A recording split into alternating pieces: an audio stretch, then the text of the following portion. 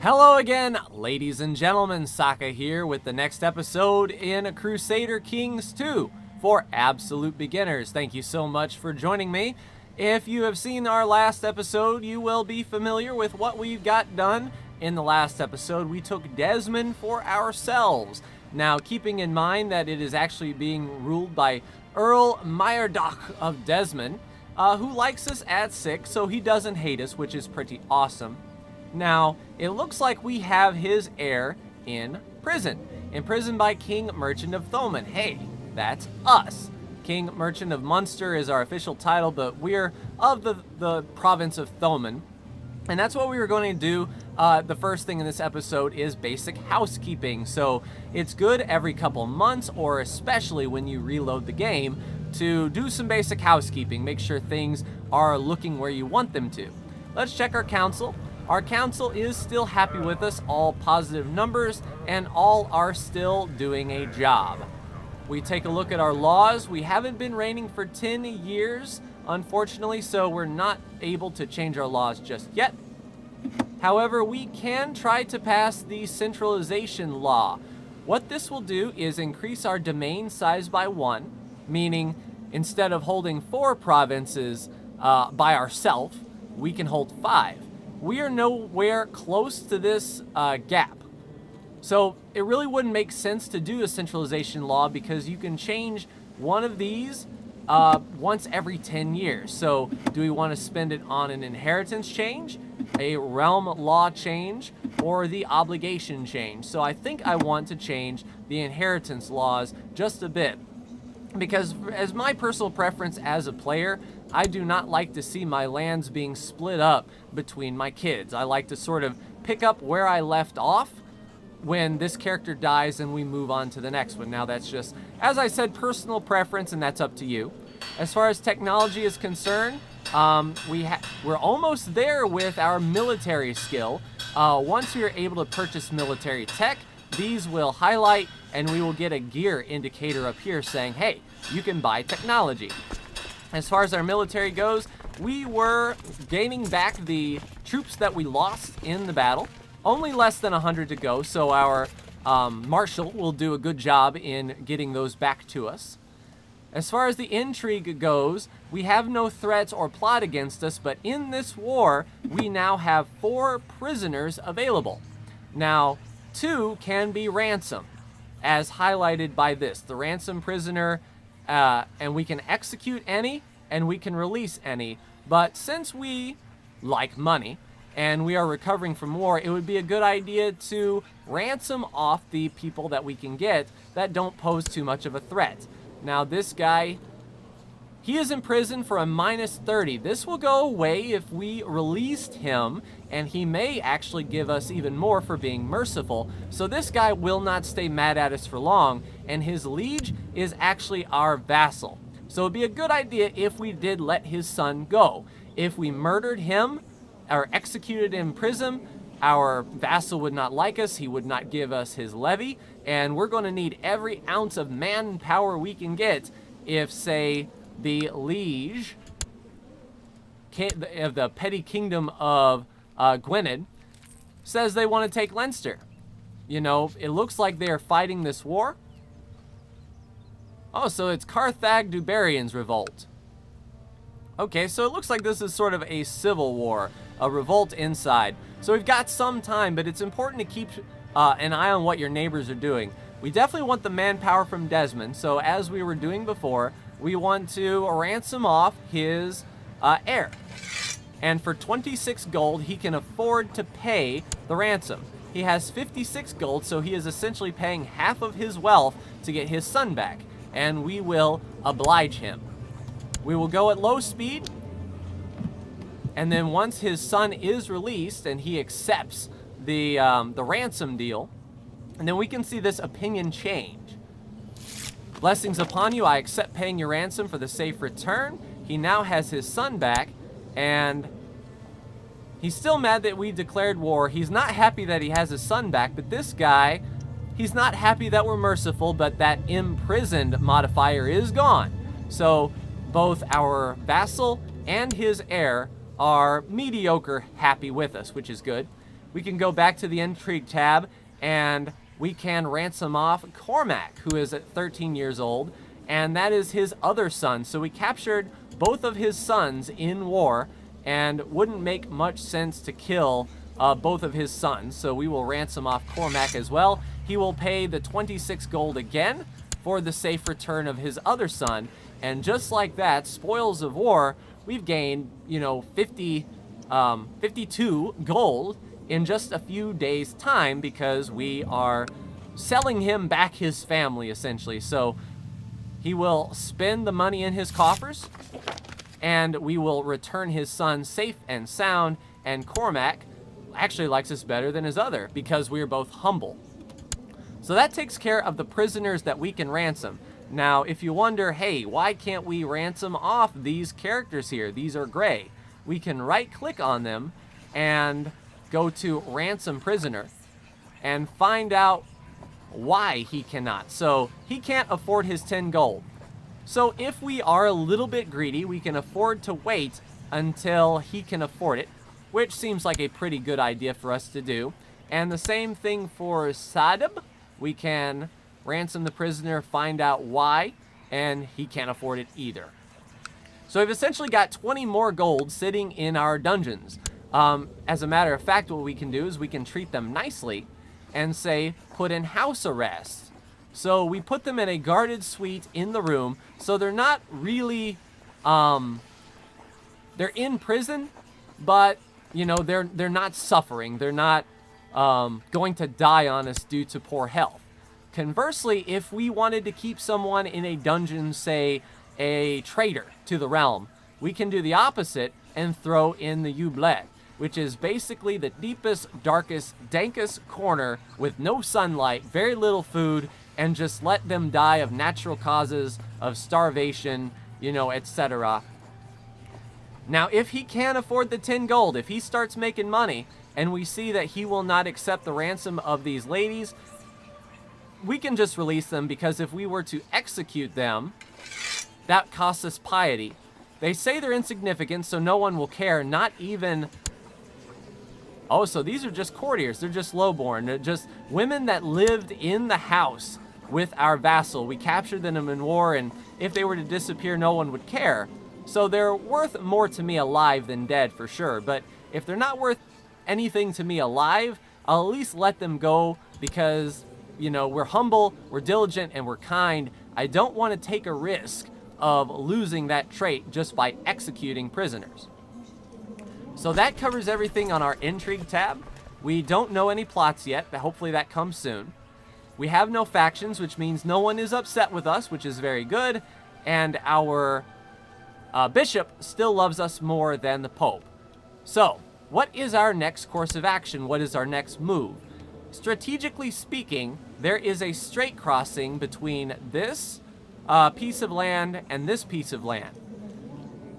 These guys can go about their business, but I think what I want to do is start fabricating on Leinster here and getting a cause to go to war. Now, if we were to go to the owner of Leinster, he has no liege, so this is who we declare war with.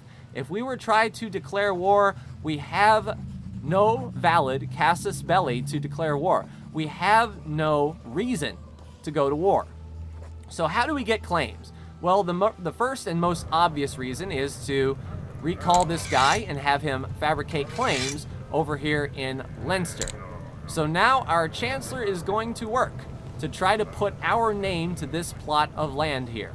But there's also something else we can do. We can go to war on someone's behalf, which might be interesting. So when we click on Leinster and we go to the actual county, if there are any claimants, this line or this button will be blue.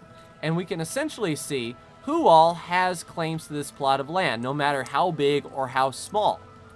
If he had someone living with him in his court that have claims to this piece of land, then we can invite them to our court to live with us, and then we can gain a claim to take this land for them. What that means is if, say, Coubritain comes in here and he has a claim to the county of Leinster, we can invite him to our court and then go to war on behalf of Coubritain to take this land for him. He will become our vassal. He will then lead this plot of land here under serving us, much like our Duke, or our Count Regnvald and our Count Meridoc. I think, however, it would be in our best interest to sort of seize this for ourselves. It has 3 holdings, which is pretty cool. We can give, say, these towns to our sons.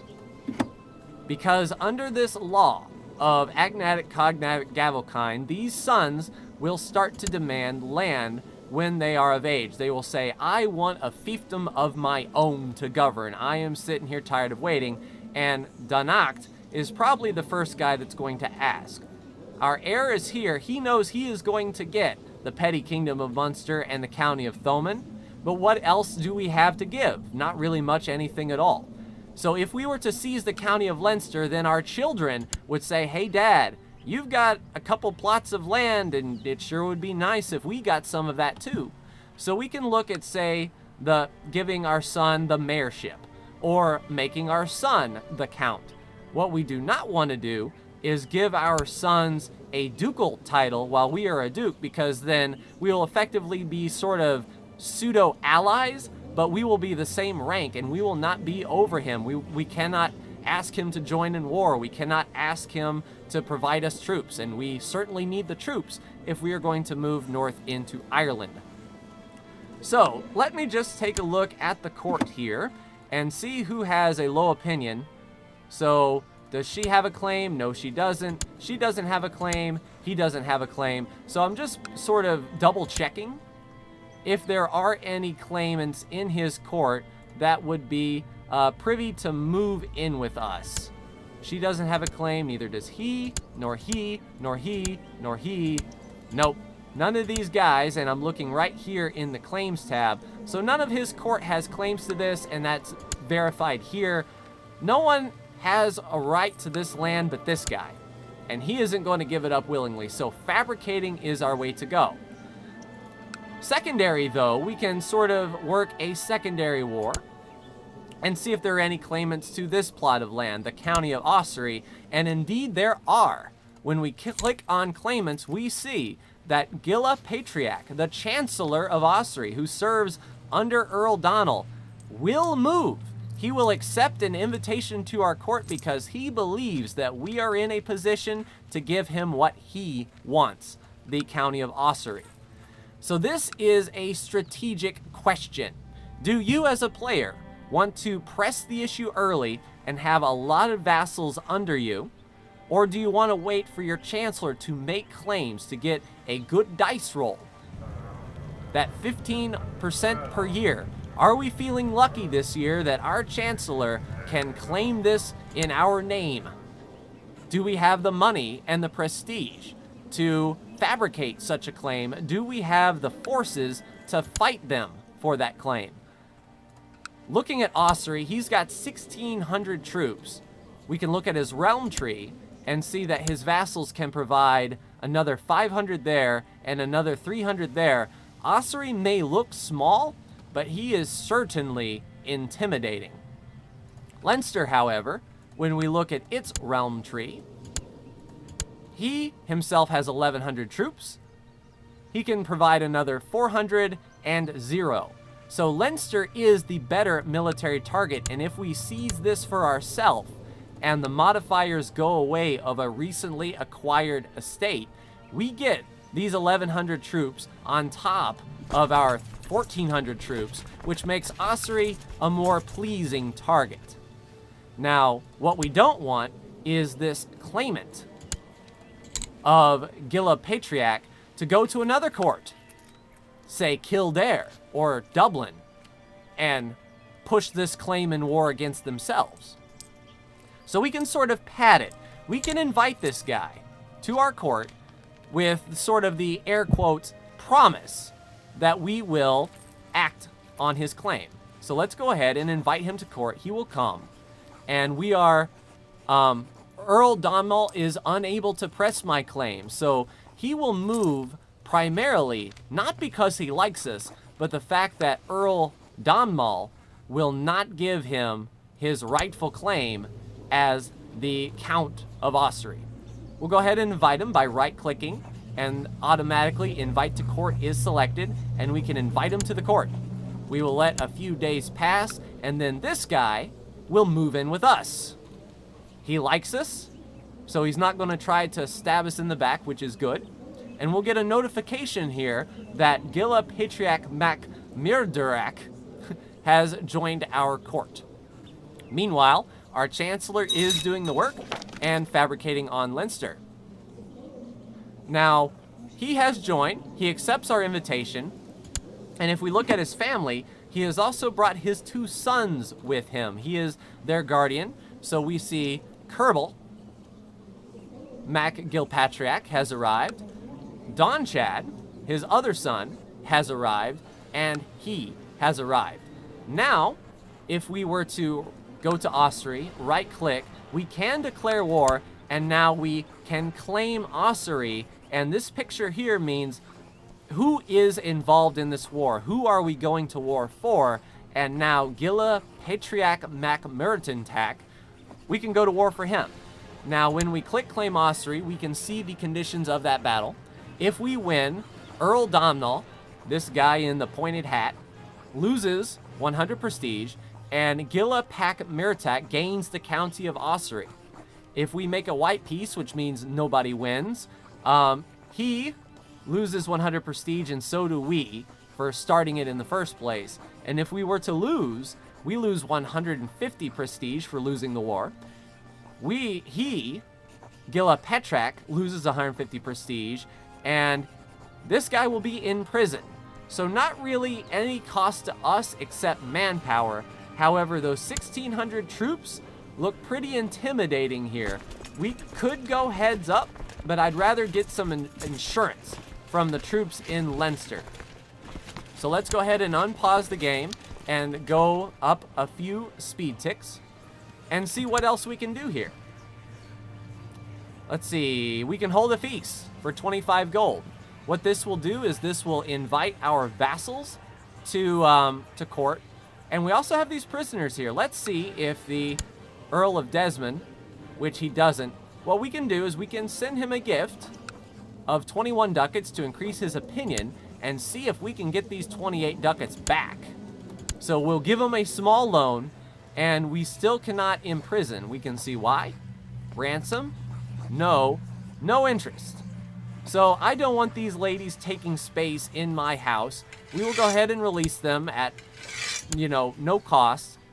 And all it cost us was 20 gold to increase his opinion of us and give us more troops once that levy recharges. And he's going to be busy increasing his garrison and then getting these 900 troops back once the garrison is full.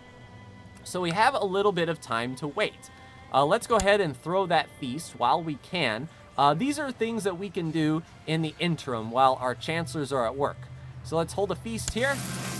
We've given the orders for the grand feast to be hosted and let the preparations begin, and my vassals will be there. So all 4 of these men are going to get invites to come to our big dinner. So here we go. We will let the game play, and we will have a few decisions to make on how the feast will go. The conjurer produced a rabbit from a hat and made a handkerchief change color from brown to red, and then he simply vanished from the room, only to knock on the door and open it a few seconds later. So if we want him to perform at the feast, which will allow these people to have more fun and consider it a good feast, then yeah, we'll lose 10 gold for that. This is essentially trade gold for prestige button, which is a pretty good trade because we're making 1.8 gold and our prestige is only 1. We can also spend lavishly on food, so we gain another, or lose 20 gold, but gain 10 prestige just for the fact that we bought a crap ton of food. Remember, as this number grows higher and higher, we can afford to fabricate the claims on this province, as well as get general opinion with everyone in the world that we are a pretty respectable guy. All right, I hereby invite you. At this time, the invitations are sent, and our vassals can deny us at this point. If they don't like us, they say, you know what, I'm not coming to your stupid dinner. And we can respond, well, I don't like you either. And there is a negative opinion modifier attached to that. But no one has turned it down, so it looks like everyone is coming to the feast. guests have arrived and we had no one turn it down, so all 4 of these guys are chilling at the house, eating, drinking, and being merry. And meanwhile, we're watching this guy. Once he says, I have fabricated, we can move, which will be a very awesome time indeed. Earl Merduk cut the throat of one of my servants when the clumsy man spilled wine over his garb. So this is where, as a character, we can roleplay and say, how would a diligent, humble, and kind person react to this situation of this guy, of Desmond, just straight up slicing the throat of somebody? So we can imprison him, which wouldn't be good to imprison a vassal, and you're thinking, well, we can take that over, can't we? Well, no, he has an heir. So we would have to make sure that his entire family line was sort of broken before we could do that. We can spend some gold to keep the servants quiet, only 2 gold, or he did the right thing. There is revolt risk, and we gain arbitrary, which is a terrible, terrible trait. So we want to just keep it on the hush-hush. We want to keep this guy liking us, but, you know, play it on the down low. They've returned home, and everyone agrees it was a great feast. We gain 10 prestige, and then our vassals will increase this opinion by 5 for the next 2 years. And that is awesome. We can go, and we can see why they like us, and right there, we can see enjoyed the feast until 1071, January 22nd. So for the next 2 years, we're gaining a +5 for enjoyed the feast. Our boy still hasn't done the work as far as fabricating a claim goes, but that's what we're waiting for. If worse comes to worse, say a civil war breaks out or he joins another war and ends up losing a bunch of his troops, then we're in like a dirty shirt. We take advantage of that opportunity and move in.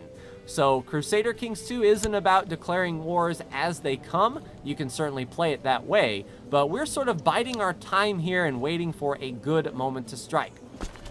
Our troops are full. We have all 1,421 troops and 878 that we can call up from the vassals. We do get a bunch of vassal levies, so, you know, we can get even more troops to take on Ossuary. If this is something we would like to do, we are heads up against his 1,651 troops that he is definitely going to raise himself. Oops. He is definitely going to bring those 1,600 troops to bear, which outnumbers us. So we will definitely need to raise vassal levies, and like the last episode, when we raise these vassal levies, they will come in at no morale, which will give this army from Ossuary a chance to swoop in and pick off these weaker armies while they still are getting their stuff together, let's say.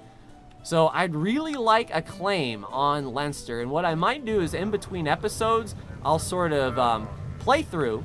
I'll come back and join you if some interesting events happen, or say plots are discovered, threats are raised up, or we hold, say, a summer fair, or once we get a claim here. So I will pause it here and end the video here. And next episode, something cool will happen. I'll play, like I said, in the interim until something does, and I will be right back with you then. But that's going to do it for me in this episode, ladies and gentlemen. We didn't get a whole lot done, but I hope I explained the prisoner mechanic well, showed you what you can do while you are waiting for your chancellor to fabricate, and sort of my rationale on getting a claim on Ossuary and waiting to use it, because we have this claim as long as this guy is still alive. Where is this guy? Gilla. As long as this 31-year-old is still alive, he will have that claim, and this strong claim can be passed down to his children. So even if this guy dies, these kids can take over the county of Ossuary for us. So we're not, you know, at the end of our rope for sure, but we're just counting on our Chancellor Torrid MacDagd to do the work. So hurry up, Tordebach. Thank you so much for tuning in, and I will see you in the next Crusader Kings 2 video. Take care.